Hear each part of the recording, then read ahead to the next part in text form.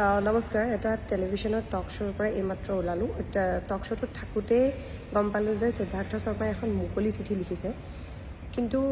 মই সিদ্ধাৰ্থ শৰ্মাক যিমান দূৰ জানো তেখেতে শুদ্ধ অসমীয়া ক'বই নোৱাৰে লিখাটোতো দূৰৰ কথা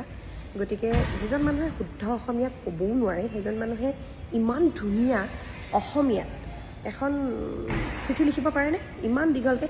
বিশ্বাস কৰক ইয়াৰে আধা শব্দ চাগে সি বুজিও পোৱা নাই তাতে যি লিখা আছে গতিকে মইতো অন্ততঃ এইটো বিশ্বাস নকৰোঁ সিদ্ধাৰ্থ শৰ্মাক বৰ ওচৰৰ পৰা নাজানো বিভিন্ন অনুষ্ঠানত মাজে মাজে লগ পাইছিলোঁ কিন্তু এই চিঠিখন যে সিদ্ধাৰ্থ শৰ্মাই লিখা নাই আৰু ইয়াত যে কোনোবা এজন অসমীয়া মানুহে সিদ্ধাৰ্থক সহায় কৰিছে সেইটো মই 150% গেৰেণ্টি দি ক'ব পাৰিম নাজানো কি হৈ আছে কালি শ্যামকানু মহন্ত লাইভ আহিলে আজি সিদ্ধাৰ্থৰ মুকলি চিঠি আহিলে কাইলৈ কি আহিব নাজানো 24 ঘণ্টাৰ মূৰে মূৰে নতুন কিবা এটা আহি আছে গতিকে কি হৈ আছে নাজানো কিন্তু প্ৰশাসনলৈ অনুৰোধ জনাইছোঁ যিহেতু সি নিজেই কৈছে যে সি দিল্লীত আছে অনুগ্ৰহ কৰি সিদ্ধাৰ্থক অসমলৈ লৈ আহক আৰু জুবিনদাৰ ফোনটো যিহেতু তাৰ লগত আছে এই গোটেই কামখিনি কৰিবলৈ অকণমান ক্ষিপ্ৰতাৰে কৰিব নোৱাৰে এতিয়াতো সি মুকলিকৈ কৈ দিছে শ্যামকানু মহন্তক বাৰু আপোনালোকে কৈছে যে আপোনালোকে বিচাৰি পোৱা নাই ঠিক আছে মানি ল'লোঁ কিন্তু